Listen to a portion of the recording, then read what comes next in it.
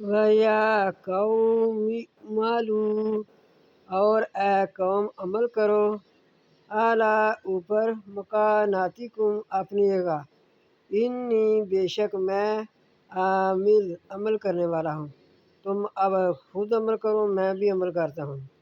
سوف تعلمون، سوف جلدی، تعلمون تم جان لو گے، من یأتیہ کس کے پاس آتا ہے، عذاب یخزیہ عذاب رسوا کرنے والا۔